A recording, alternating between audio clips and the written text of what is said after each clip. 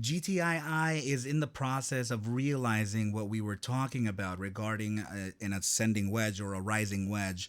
Let's go over the details as they are very important for the immediate short term. What is up, you guys? Thank you so much for stopping by once again. This is ARCa coming at you with a GTII technicals and raw price action thread of analysis on this fine Taco Tuesday. Before we get started, please make sure to subscribe to the channel, like the video, share the video with a friend so that you and them could consider joining our trading community in Discord called ARCa. With that said, let's dive right into the charts. Okay, so yeah, we're looking at GTII in the 5-day chart here, and we did mention the potential of failing this rising wedge, in the very close future, right? So we can see that the new 5-day candle iteration has now printed outside of the newly converted support into now resistance range. So what usually happens now is that we have to make an upside move to potentially test our newly converted resistance, or sorry, support into now a resistance before a continuation to the downside. Okay, so the support that we've had here, noted for actually quite some time now, is in fact serving for that purpose. In this case, we can actually see that we've found support at this range, and it was actually at the 2.618. Before actually making an upside move. So if I'm being very discretionary here, based on just raw price action, I can potentially see a test of about $1.03, maybe between $1.01 to about $1.04, to be perfectly clear, before a rejection and a continuation to the way down. Okay, so what we don't what more than likely will happen is that this candle will close essentially below this newly converted support into resistance, and that would be essentially the confirmation for a continuation to the way down. So now that we do have we still have to wait the time period for the candle to close, but essentially we can actually now take an implied target. So we can do that by taking a trend line from the top of the trend of the ascending wedge or the rising wedge all the way down to the lowest point of that triangle, right? So we'll just make a quick little adjustment here, and now we can actually apply it right to that breakout point. Okay, so we can see that the overall target for take profit in a short position would be essentially at the support levels of all these candles here at about 64 cents. Okay, so now that we have this candle here, we would still have to close the candle. No matter which way we look at it, we still have to close the candle below the newly converted support into now resistance in order for us to apply that move to the downside. There's no saying whether it's gonna just do it within this candle iteration, since there's quite some time to close it. But the potentials are there now, since it is kind of breaking market structure. It is now it is now making a new low. Okay, so considering what we've been looking at here, making a series of higher lows, and now this candle wick is already below this candle wick, so that's already a break of market structure. And since we're in the 5-day chart, that kind of plays a little heavier into the price action as well. Okay, so very, very important things to look at here. Okay, you guys. So, all right, let's go ahead and move on to the next chart and see what we got. Okay, so this is particular to the statistical side of the analysis.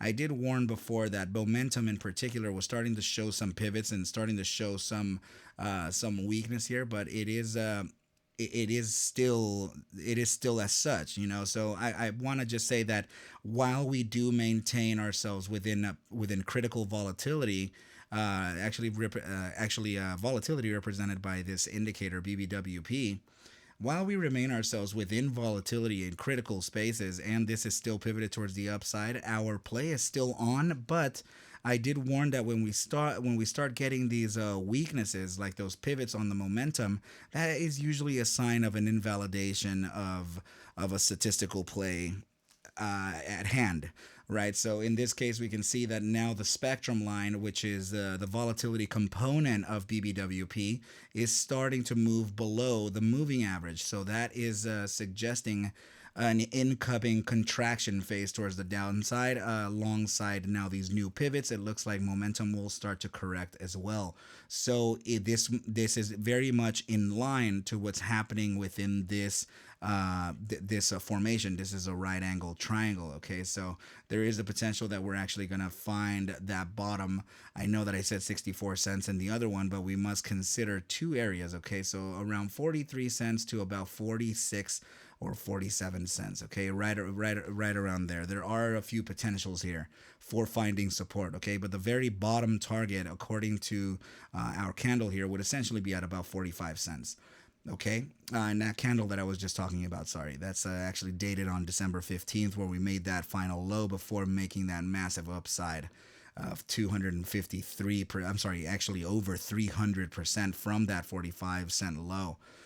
Okay, so now, yeah, let's go ahead and now move on to the next chart. This is the RSI, and it is very much in accordance to what we're talking about within the shorter term time frame regarding our thrust to the upside to validate the newly converted support into now resistance.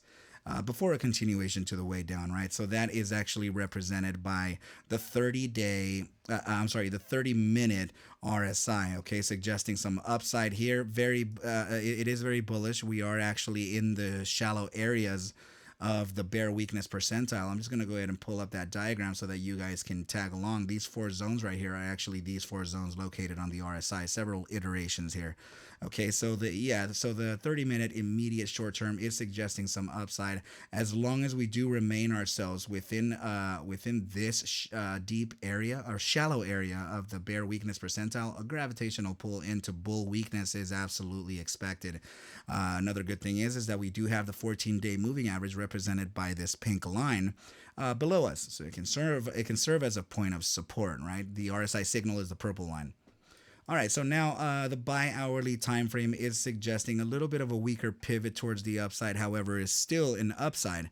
And you can actually see that it has made a bullish cross above the 14-day moving average, and it's attempting to move outside of that deep area of the bear weakness percentile, where we can be at risk of being pulled right into that bear strength. Okay, so very, very tedious situation there within the bi-hourly time frame. Now, another thing to notice here is that we are facing some potential resistance very close by on the 6-hour, which is actually the final indicator to tell us that the upside is limited. Okay, so you can see that we've been under this 14-day moving average as of December 28th, and we are still under it. Okay, so now you can see that this iteration used it as a form of resistance before a continuation to the way down, and it looks like we're about to do the same thing yet again. We are within the grips of the bear weakness percentile, so this is very likely to find some limited upside to this 14-day simple moving average before a continuation to the way down. Okay, now the daily time frame is where it starts to show that it was a limited upside. So we do have slightly bearish and slightly bullish thing here that can present some sideways trading before an eventual downside. Okay, particular to the 14-day moving average, we can actually see that it's starting to slope towards more of a corrective move, and then eventually making that downside continuation. Another bearish here is the fact that we are below the 14-day moving average, but the positioning of the RSI signal is incredibly important.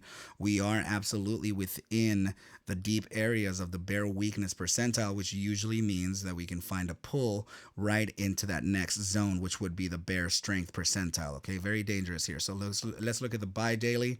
The buy daily confirms that this was a limited upside as well, and this is suggesting a downside continuation. And it does look like it has some limitations to it, but the distance from the RSI signal to the 14-day moving average is pretty large. Okay, so that it is kind of supporting the downside thesis some more. And here you go. So this is more of a confirmation. Now the 3-day suggesting a downside continuation, now approaching the border between the bear weakness percentile and the bear strength percentile, and the moving average is suggesting downside as well. Okay, so now the 5-day is also, well, actually the 5-day is suggesting downside on the 14-day, but the RSI signal is neutral. Okay, so it very much it's not a capitulation event that I'm looking at. What I'm gathering by the puzzle pieces is more is more like what we've been talking about. It's just we're gonna face a little bit of an upside right now to about $1.03, about $1.04, like I said, at tops, and then we're gonna continue our descent temporarily to find that support at about potentially 45, 46 cents, and between 64 cents and 47 cents to be clear. And then we can actually start making that wave again, the corrective wave, and then we would start, doing the literally doing this motion here. Okay, so we're range trading right now, and price is contracting. So that would be yeah. So hopefully by then we could actually have then corrected our situation here within the volatility versus momentum criteria. So if we do face that downside, it would be very cool for us to see this momentum back down to the critical bear control percentile down here, right? And then alongside volatility still being in critical, hopefully, but that's it may not be likely. All right, but yeah, I think that's a pretty good place to leave off the video. No, I'm not a financial advisor. Take whatever I do show and iterate within these videos as just a form of entertainment. I need you guys to do your own DD, and everything will be just fine, you guys. I can't suggest for you to buy or sell any assets, okay? Please don't fall for the scammers, as there are a lot of ARCa imposters out there. Similar to other YouTubers where you just comment something and then the WhatsApp comes up, saying to WhatsApp me or text me, let's talk about whatever. I want to trade your account. No, no, no. I will never do that. Okay. I am absolutely not going to share any contact information on a comment. Okay. And I will not initiate the conversation, as I will not send you a DM either first, okay? So just know that that is not me. I am absolutely active within Twitter, Discord, and YouTube only. I don't even have a WhatsApp. Okay, you guys, but with that said, I wish you well, a very good night, and I will catch you at the bell mañana. Adios.